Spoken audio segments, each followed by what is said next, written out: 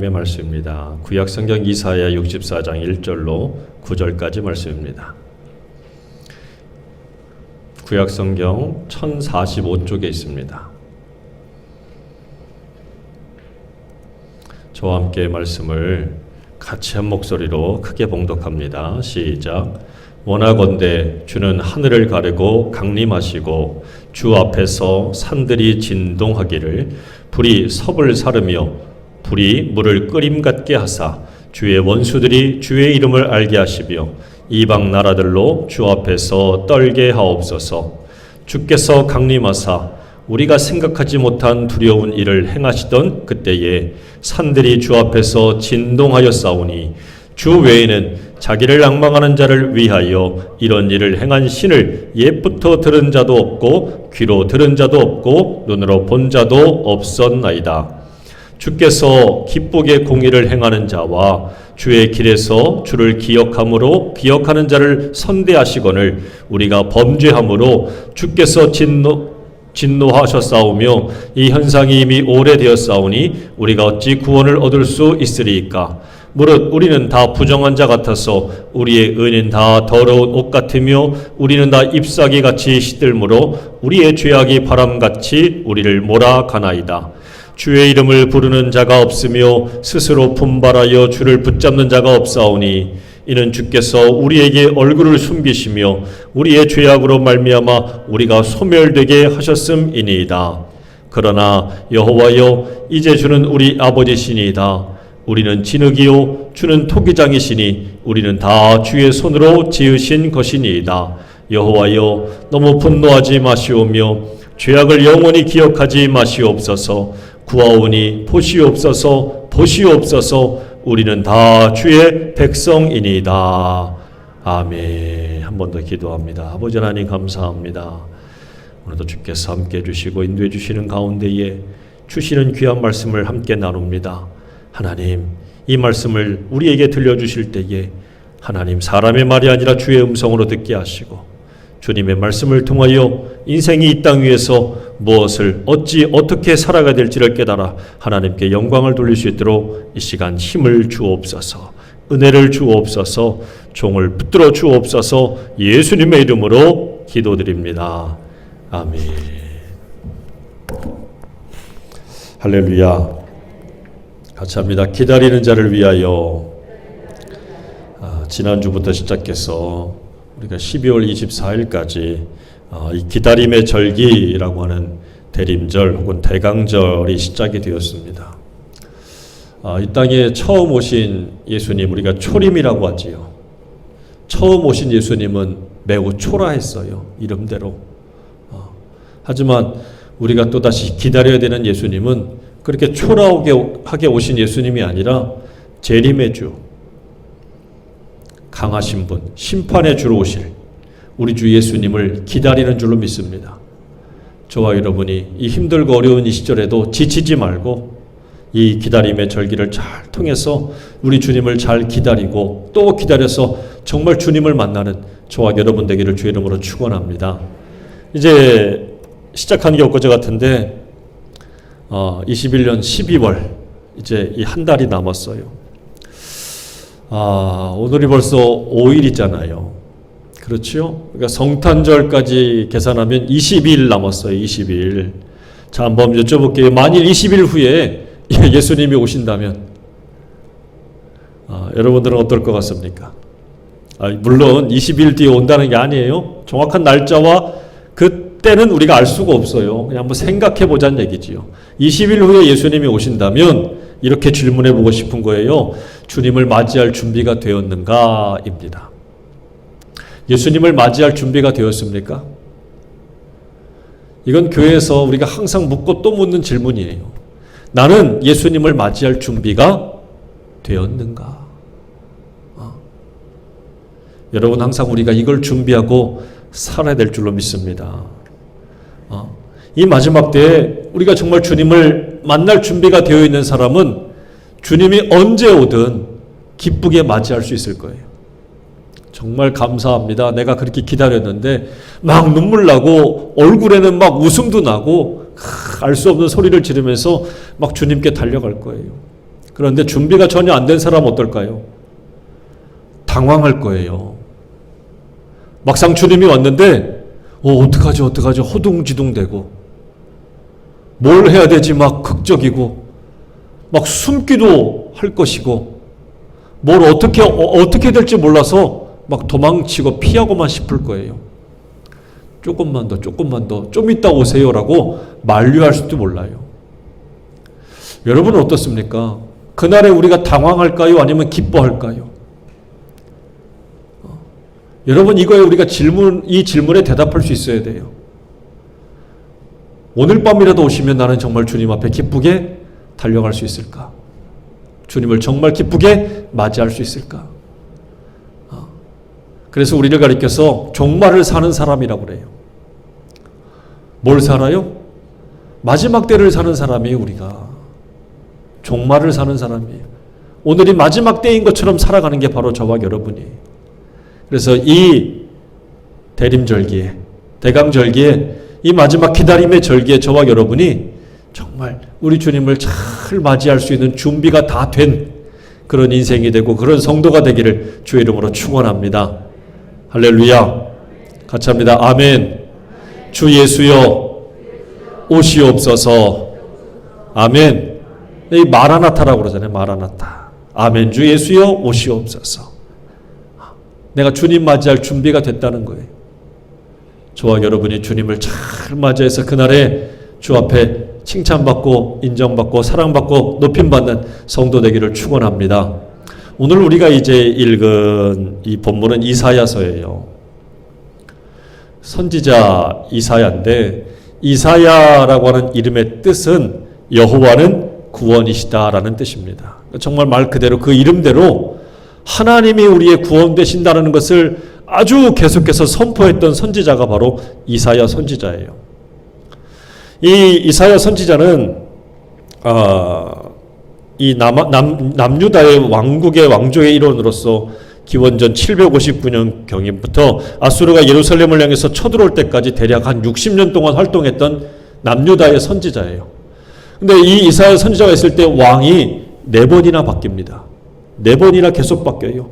그 왕이 4번 바뀌어도 이 선지자는 계속해서 활동했던 그런 선지자인데 이사야서를 가만히 보면 어떻게 세계 정세에 이렇게 눈이 밝을까? 당시에 세상이 돌아가는 이런 모든 것들을 아주 총체적으로 구조적으로 다 꿰뚫고 있던 사람이 바로 이사야 선지자라고 할 수 있습니다. 그래서 이사야 선지자는 한 번만 얘기하고 끝난 게 아니에요. 계속 줄기차게 전체적인 것을 다 보는 눈을 가진 그런 총체적인 인물이 바로 이사야 선지자라고 할 수 있습니다.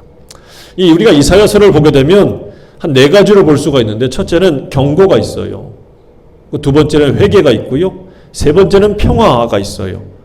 그리고 마지막에는 이 모든 것들과 다 연결되는 것이 장차 오실 그리스도. 이것을 선포한 사람이 바로 이사야 선지자입니다. 뭘 경고하느냐? 이 마지막 세대에 저 북이스라엘이 무너지는 것을 보는 이 남유다 사람들아, 너희들이 부자가 되려고 애쓰지 말라. 이렇게 얘기합니다. 헛된 재물을 쌓느냐고 낭비하지 말라고 그래요. 그리고 나서 뭐 하랍니까? 빨리 하나님께 돌이키래요. 그게 사는 길이래요. 회개하고 돌이키랍니다. 그리고 나서 우리가 아까도 교동문을 읽었지만 암소가 곰하고 같이 뛰놀고 사자가 뭘 먹어요? 풀을 먹어. 어린아이가 어디다 손을 집어넣습니까? 독사의 굴에 손을 집어넣을 정도로 평화의 세상이 이른다라는 것을 외쳐요. 이 모든 것들은 다 누구와 연관이 되느냐?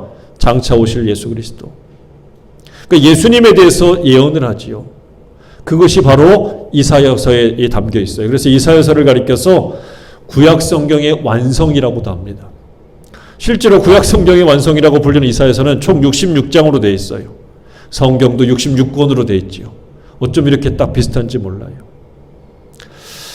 이사야 7장 14절 말씀에 이렇게 말씀하고 있지요. 예언하고 있어요. 그러므로 주께서 친히 징조를 너희에게 주실 것이요. 보라, 처녀가 잉태하여 아들을 낳을 것이요. 그의 이름을 뭐라 하라고요?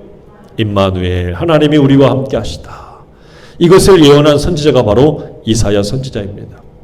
이사야는 북이스라엘이 멸망했을 BC 722년경부터 이제 거의 활동했던 그런 선지자라고 알려져 있어요. 북쪽이 망할 무렵부터 등장을 해가지고 남유다를 향해서 계속해서 경고합니다. 그리고 회개를 촉구하고 하나님의 이상적인 나라가 임할 것을 예언하고 장차 오실 예수 그리스도를 이제 예언하는 그런 선지자였고 그런 활동을 했어요. 자, 이 북이스라엘이 멸망하면서 이스라엘의 총 12개의 지파인데 북이스라엘은 10개 지파가 올라가서 만든 그런 나라잖아요. 그런데 아수르가 쳐들어와서 이 10개의 지파는요 다 사라집니다.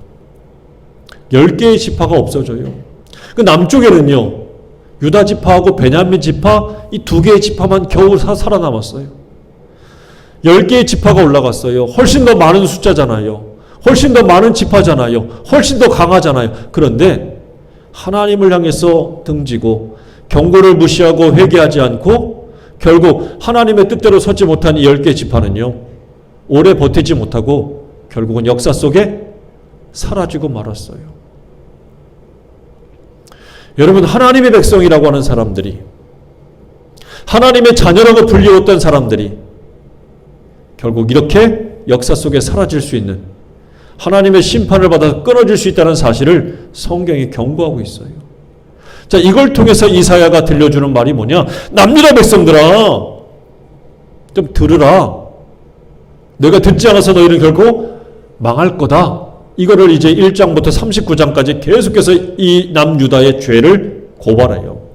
그러니까 이사야를 크게 두 개를 보면 또 이런 구조로 되어 있어요. 그리고 40장부터 66장까지는 그럼에도 불구하고 하나님께서 너희를 70년의 연수가 차면은 바벨론의 포로로 끌려갔다가 다시 돌아올 거야 라고 하는 이 회복과 위로의 말씀을 주고 있어요.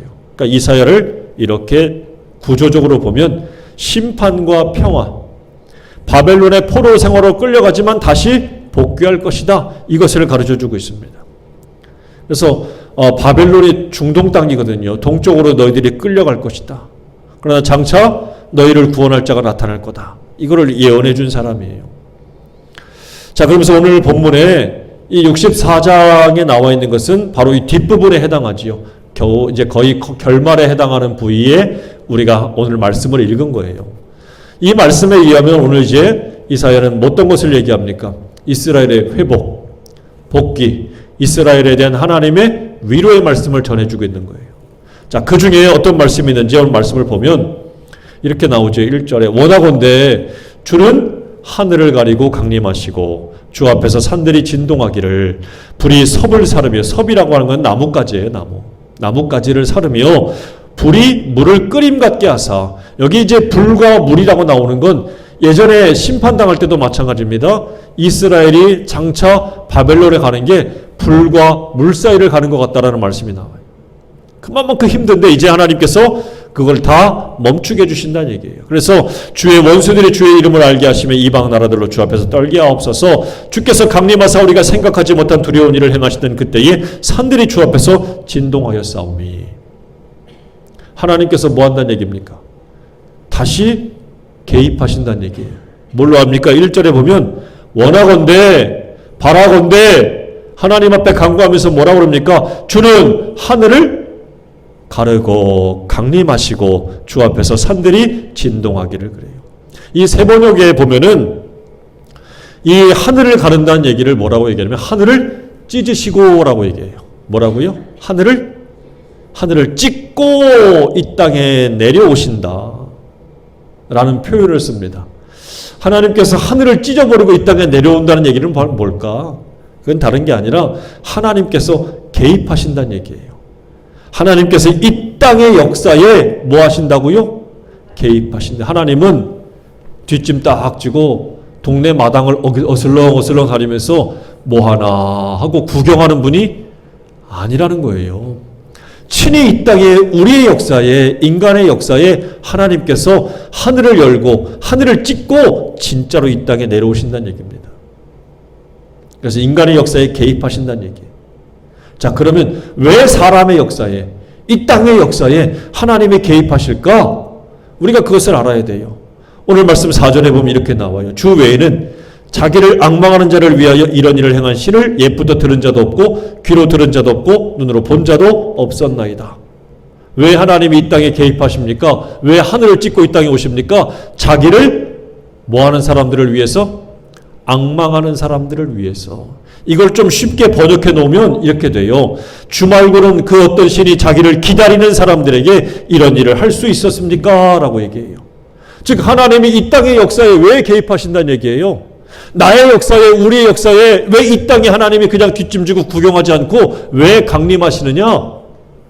하나님을 앙망하는 자, 즉 하나님을 간절히 사모하면서 기다리는 사람들을 위해서 이 땅에 개입하신다는 얘기예요.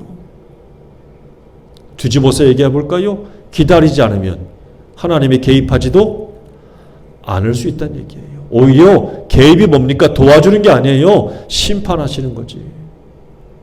하나님이 이 땅에 개입하시는 이유는 뭐냐? 인생으로 하여금 심판하고 계속 간섭해서 못 살게 하려고 하는 게 아니라 우리가 바른 길을 걷도록, 구원의 길을 걷도록 하나님이 이 땅에 오신다는 얘기예요. 그래서 1절에 뭐라고 얘기합니까? 원하건대 주는 하늘을 가르고 강림하시고, 이렇게 표현하고 있지요. 즉 우리가 알아야 될 게 바로 뭡니까? 주님이 하늘을 가리고 이 땅에 오시는 것을 우리가 간절히 기다려야 돼요. 이사야가 이걸 언제 외치고 있어요? 이제 바벨론에 멸망할 거야. 한마디로 말하면 뭐예요? 이스라엘의 절망입니다.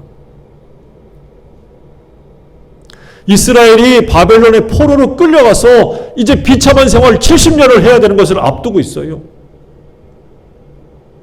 멸망을 앞두고 있는 이스라엘 백성들을 향해서 하나님을 향하여 간구하고 있습니다. 주님, 그냥 우리를 두지 마시고 하늘을 가르고 하늘을 찢어버리고 이 땅에 오셔서 우리와 함께 해달라고 이사야가 외치고 기도하고 있는 거예요. 다시 말하면 하나님의 임재를 구하고 하나님을 찾는 것이 오늘 우리의 희망이다라고 말할 수 있어요. 이스라엘 백성들에게 이렇게 얘기했지요. 너희가 바벨론의 포로로 끌려가도 절대 이걸 잊지 마. 절대 이걸 잊지 마. 하나님이 너희와 함께 할 거야. 하나님이 개입할 거야. 그러니까 그때 너희들이 하나님을 찾아야 돼. 근데 정말 이 바벨론의 포로로 끌려갔던 이스라엘 백성들이 잊어버리질 않았어요. 사람이 좀 이렇게 고난당하고 매를 맞으면 그때야 정신 차리기도 하나 봐요. 바벨론의 포로로 끌려가서 하나님을 찾고 또 찾았더니 정말 하나님이 하루도 늦추지 않고 그들을 어떻게 합니까? 바벨론에서 1차, 2차, 3차의 귀환을 거쳐서 바벨론에서 탈출하게 만드셔요. 다 이제 귀환하게 만드십니다. 본국으로 돌아가요. 금과 은과 여러 가지 예물들을 다 싸가지고 바리바리 싸가지고 그들이 끌려왔던, 떠나갔던, 황폐했지만 자기의 고향, 자기 나라로 다 돌아가는 은혜를 입게 되었다는 사실이죠. 왜 바벨론의 포로로 끌려갔습니까? 그게 아니면 이스라엘이 정신을 차리지 않기 때문에 그래요. 그래서 여러분 봐요. 이스라엘에게 내려진 이 고난은 그들에게 고난, 절망으로 끝나지 않았어요. 오히려 그들에게 뭡니까? 소망의 약이었다는 거예요. 뭐가? 그들이 당한 그 고난이, 그들이 당한 그 아픔이 그들에게는 소망의 약이었어요. 소망의 약이었어요.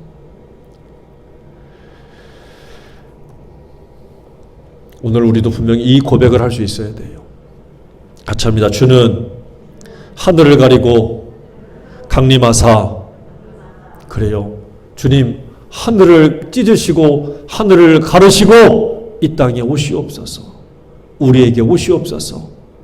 이 시대를 가리켜서 절망의 시대라고 하잖아요. 우리도 그걸 외칠 수 있어야 돼요.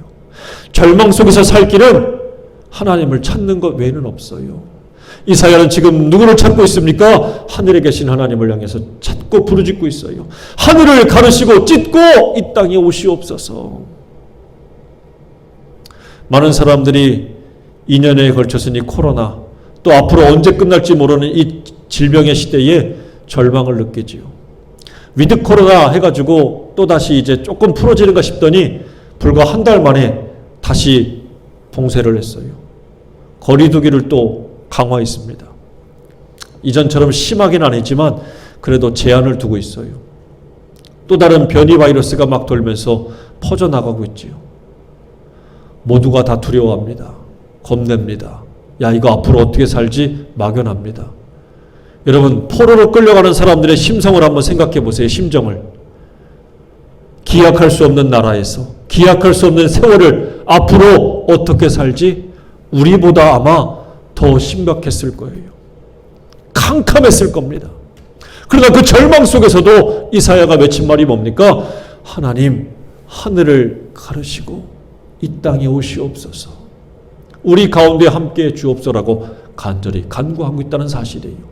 그걸 가르치고 있다는 사실이고, 그것을 기억하는 자들이 마침내 하나님의 은혜 가운데 70년 만에 포로 생활 마치고 돌아오는 은혜를 입었다라고 성경이 가르치고 있어요. 이 절망의 시대에 인생에 살 수 있는 길이 뭐냐? 바로 하나님을 찾는 거예요. 하나님 앞에 돌아오는 거예요. 그것이 우리가 다시 사는 길인 줄로 믿는 저와 여러분 되길 간절히 바랍니다. 자, 그러면 하나님을 찾아야 돼. 맞아. 근데 어떻게 찾아? 성경을 보면, 오늘 말씀을 보면 그에 대한 답이 나오네. 하나님을 찾으래요. 그럼 어떤 자세로 찾아야 되느냐? 우리가 그걸 아주 중요하게 물어야 되는데, 오늘 말씀 5절과 6절에 보면 이런 말씀이 나와요. 주께서 기쁘게 공의를 행하는 자와 주의 길에서 주를 기억하는 자를 선대하시거늘 우리가 범죄함으로. 하나님은 하나님을 찾고 기억하는 사람들에겐 선대하신데, 잘해주신데, 그런데 거꾸로 우리가 뭐 했어요? 범죄했대요. 그래서 하나님의 뭘 받았어요? 진노를 받았다. 이 현상이 이미 오래되었사오니, 그래요. 한두 번이 아니라는 거예요. 한두 번이 계속 쌓이고 쌓이고 반복되고 또 반복했다는 거예요. 계속 죄를 짓고 또 짓고. 그래서 우리가 어찌 구원을 얻을 수 있으리까? 구원 못 받는 게 당연하겠지요. 우리는 다 부정한 자 같아서 우리의 의는 다 더러운 옷 같으며 우리는 다 잎사귀같이 시들므로 우리의 죄악의 바람같이 우리를 몰아가나이다. 하나님을 구하기는 구하고 하나님 이 땅의 역사에 개입하기를 간절히 바라고는 있지만, 실상 자기를 돌아보니 어떻다는 거예요? 죄악투성이라는 거예요. 여러분, 어떤 자세로 하나님 앞에 구해야 됩니까? 뭐 마땅히 구할 것을 구하고 찾을 것을 막 찾는 것 같은 그런 자세가 아니에요. 지금 이사야는 바로 참회하는 자세로 하나님께 구하고 있다는 자세예요. 내가 범죄했습니다. 내가 부정합니다. 우리는 죄 가운데 살고 있습니다. 하나님 불쌍히 보시옵소서. 다시 말하면 참 회개하고 하나님께로 나아가는, 하나님을 찾는 자세를 우리가 가져야 돼요. 오늘날 많은 사람들이, 특히 우리 믿음의 사람들이 이와 같은 사실을 자꾸 종종 잊어버립니다. 이사야가 외치는 것처럼 이미 오래됐대요. 죄짓고 또 죄짓고, 이게 아닌 줄 알면서도 또 죄짓는 이 현상이 오래된 것처럼 오늘날 우리도 알면서도 똑같은 죄악을 반복하고 또 반복해요. 여러분, 하나님을 다시 찾으십시오. 성탄을 맞이하는 우리가 가져야 될 자세가 바로 그냥 기뻐하고 들뜬 마음을 가지고 이게 아니라, 우리 주 성탄의 참 주인공 되신 예수님을 맞이하는 자세는 내가 범죄했습니다. 내가 부정한 자입니다. 라고 참으로 자기 가슴을 치고 주 앞에 돌아오는 회개하는 자세가 있어야 될 줄로 믿습니다. 그래서 여러분, 올 한해 성탄을 맞이하는 우리의 자세를 다시 한번 점검해야 돼요. 내가 그냥 마냥 기뻐하고 즐거워하는 것이 아니라 정말 성탄의 주인공 되신 예수님을 만나려면 우리가 범죄했습니다. 우리는 다 부정한 자입니다. 우리는 다 더러운 옷을 입었습니다. 용서하옵소서. 주님, 나의 삶에 개입해 주옵소서라고 그런 참회의 자세를 가지고 주께로 나아가야 될 줄로 믿습니다. 특히 이 시대는 더욱더 그래야 돼요. 이 시대는 더욱더 그래야 돼요. 오늘날 뭐만 하면 교회는 욕을 먹게 돼 있어요. 안 그래도 또 욕먹을 짓을 또 했어요, 지금. 목사가 거짓말을 했다고 그래서 지금 이 또 변이 바이러스가 다 인천 지역뿐만 아니라 전국에 퍼질지도 모른다고 하는 그런 경각심을 갖고 있어요. 그래서 또다시 욕을 먹고 교회가 신천지처럼 또 이런 취급을 받을까 봐 걱정스럽기도 해요. 그렇다고 어떡합니까? 같이 맞서 싸웁니까? 아니요. 우리는 끊임없이 저 사람들을 향해서 얘기하는 게 아니라 하나님을 향해서 우리가 범죄했습니다라고 또다시 뉘우치고 눈물로 하나님 앞에 회개하는 자세가 되어 있어야 될 줄로 믿습니다. 자, 그러면서 오늘 8절에 보면 이런 마음으로 회개하고 하나님께서 하늘을 가르시고 하늘을 찢어버리고 이 땅에 오시기를 간절히 소망하는 자에게 주시는 복이 있어요. 그 복이 8절에 보면 뭐라고 나오냐면 그러나 여호와여 이제 주는 우리의 아버지시니이다. 같이 합니다. 하나님은 우리의 아버지 되십니다. 하나님은 나의 아버지 되십니다. 여러분, 이게 가장 큰 은혜요 복이라는 사실이에요. 하나님이 나의 누가 되신다고요? 아버지가 되신대요. 오늘 이사야는 그러면서 뭐라, 우리는 진흙이요 주는 토기장이시니 우리는 다 주의 손으로 지은 겁니다. 그러면서 뭐라 그래요? 너무 분노하지 마세요. 죄악을 영원히 기억하지 마세요. 구합니다. 또 보시옵소서, 보시옵소서. 우리는 다 주의 백성입니다. 우리가 하나님의 백성과 자녀이니까 하나님 너무 화내지 마세요. 우리 좀 봐주세요. 우린 주님 백성, 주님의 자녀 아닙니까? 좀 봐주세요. 이런 마음으로 지금 이사야가 구하고 있어요. 그러면서 이사야가 이렇게 구할 수 있는 근거가 바로 뭐냐? 하나님은 나의 아버지, 우리의 아버지 아니십니까? 아버지가 왜 자식을 죽이려고 합니까? 그러면 안 되지요. 이렇게 호소하는 거예요. 여러분, 이게 진짜 복이라는 것을 우리가 고백해야 돼요. 그냥 말 습관처럼 하나님 아버지가 아니에요. 진짜 하나님이 나의 하나님이 되어주시고 하나님께서 나의 아버지가 되어주신다는 거예요. 아버지는 자녀를 어떻게 합니까? 지키고 보호하고 필요를 채워주고 이끌어주고 인도해줄 책임감이 있잖아요. 하나님 바로 그러신 분이라는 거예요. 하나님은 나의 아버지 아니십니까? 누가복음 15장에 나오는 이 탕자의 비유에서 보게 되면 정말 말할 수 없는 죄악을 저지른 저 탕자가 아버지 집으로 거짓골을 하고 돌아왔어요. 그때 그 거지가 된 그 아들을 아버지가 어떻게 합니까? 상거가 먼데도 거리가 먼데도 막 달려가서 그 아들을 얼싸안고 좋아하면서 안아주고 그 아들을 어떻게 합니까? 데리고 와서 씻겨주고 새 옷을 입혀주고 가락지를 끼워주고 새 신발을 신겨주고 송아지를 잡아서 잔치를 벌여줘요. 사실은 탕자의 비유기도 하지만 진짜 자녀를 사랑하는 아버지의 비유예요. 아버지 사랑에 대한 얘기예요. 하나님이 나의 하나님이 되어주신다. 그 하나님을 소개할 때 예수님이 주신 이 비유, 아버지는 어떤 분입니까? 이렇게 사랑하시는 분이라는 거예요. 이렇게 사랑하시는 분이 누구를? 이 더러워진 인생을, 죄악으로 가득한 인생을, 이 인생에 잘한 게 뭐가 있어?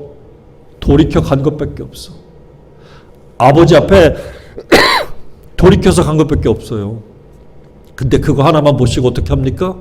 용서해 주시고 그의 잃어버린 아들의 자리를, 아들의 신분을 회복시켜 주시고 그들을 다시 그 아들을 놓치지 않기 위해서 아버지가 꽉 붙잡아주는 모습을 봐요.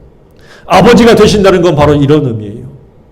빼앗기고 잃어버리고 놓쳐버린 모든 것들을 다시 회복시켜 주시고 이전보다 더 복되게 해주시는 것이 바로 아버지의 사랑입니다.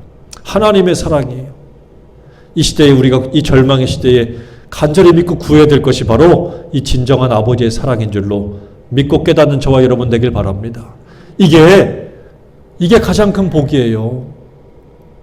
하나님이 내 아버지가 되신다는 것은 가장 큰 은혜의 복이에요. 사랑하는 여러분, 우리는 절망의 시대를 살고 있어요. 코로나의 시대라 특별히 많은 것들이 힘들고 어렵지요. 이 절망의 시대에 여전히 으르렁거리며 싸울 사람들은 싸우려고 준비하고 있어요. 중국이 대만하고 싸운다. 러시아가 우크라이나하고 싸운다. 늘 우리도 정말 위에 북한도 있고 저 아래 일본도 있고 늘 으르렁거리면서 티격태격하는 이 관계들이 많지요. 중국은 또 미국하고 그냥 계속해서 대립하고 있지요. 근데 질병도 돌고 있습니다. 모든 게 다 힘겨워요. 한마디로 말하면 절망의 시대예요. 그런데 아십니까? 우리 주 예수님께서 이 땅에 오셨을 때는 희망의 시대가 아니었습니다. 예수님이 이 땅에 오셨을 그때도 절망의 시대였어요. 정말 캄캄한 그 밤중처럼 이스라엘에게는 희망이 없던 때입니다. 로마의 식민지였고 온갖 귀족과 탐관 오리들이 나라를 다 지배하고 힘없고 이 가엾은 사람들만 불쌍하게 살던 시대였어요. 절망의 시대예요. 그런데 그때에 누가 오셨습니까? 하늘을 가르고 인간의 모습으로 나약한 여인의 뱃속에 한 작은 생명으로 예수님께서 이 땅에 오셨다는 사실이에요. 하늘을 가르고 이 땅에 오시옵소서라고 간절히 간구했던 그 기도처럼 하나님께서 이 땅에, 이 절망의 땅에 오셨다는 사실이에요. 그래서 우리 예수님은 누굽니까? 절망의 시대에 오셨어요. 왜요? 우리를 구원하시기 위해서, 우리의 구주가 되기 위해서, 우리의 생명 되기 위해서 오셨다는 사실입니다. 이것을 통해서 우리 주님은 우리 믿음의 사람들, 기다리는 사람들에게 이미 주신 복이 있어요. 그 이미 주신 복이 뭡니까? 하나님이 뭐가 되신다고요?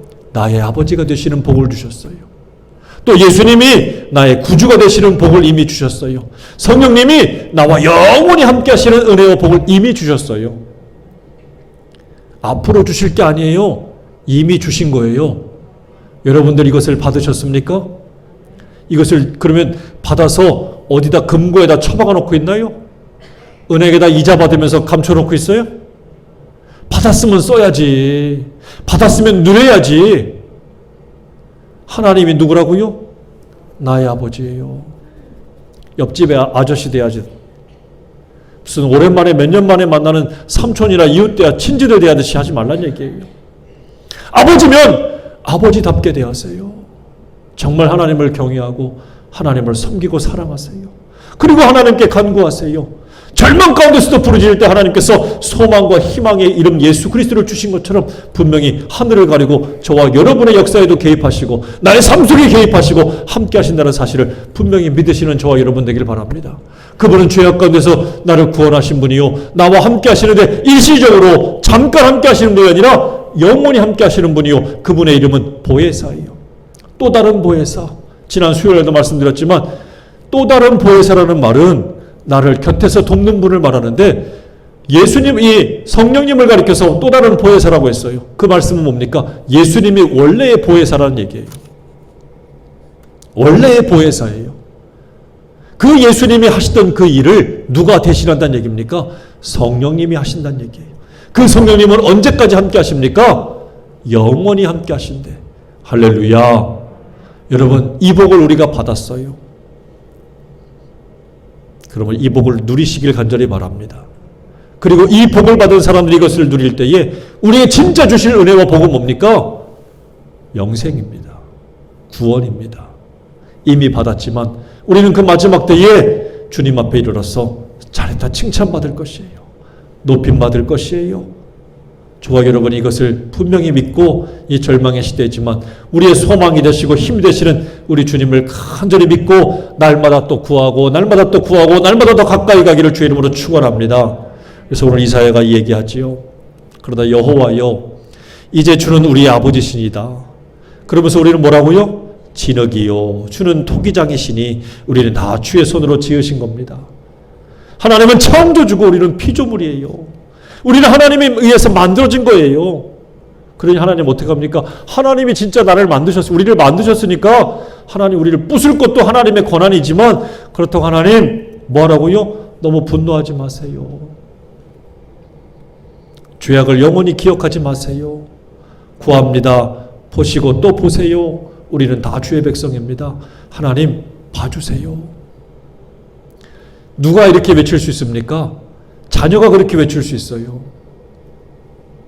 아빠가 엄마가 화가 나가지고 너 회초리 가져와. 너 잘못했지 마. 그 아이가 눈물이 그렁그렁해가지고 와요. 너 몇 대 맞을래? 어? 몇 대 맞을래? 몇 대 맞는다 그럴까요? 그럼 뭐 세 대 맞을게요, 10대 맞을게요 막 그러잖아요. 그럼 막 이렇게 들다가 갑자기 아이가 눈을 그냥 크게 뜨고서 눈물이 뚝뚝 떨어지면서 잘못했어요. 그럼 어떡할까요? 더 패요? 더 때려? 아니겠지요. 아니겠지요. 지금 이사야가 하나님 앞에 그런 마음으로 하나님 앞에 구하고 있는 거예요. 하나님, 우리도 알아요. 내가 잘못한 거 알아요. 그러나 너무 화내지 마시고 진노하지 마시고 용서하세요.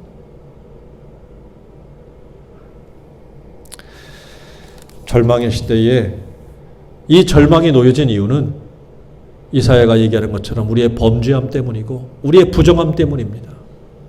오늘 이 시대에 믿음의 사람들은 이 사실을 깨달아야 돼요.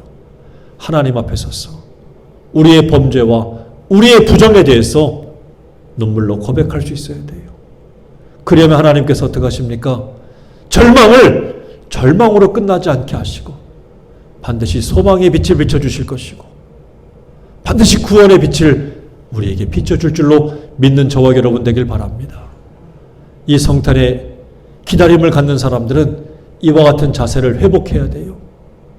그냥 기뻐서 들떠서도 아니고 지금은 뭐 성탄절이 와도 우리뿐만 아니라 세상이 다 침울해 있고 블루 크리스마스라고요.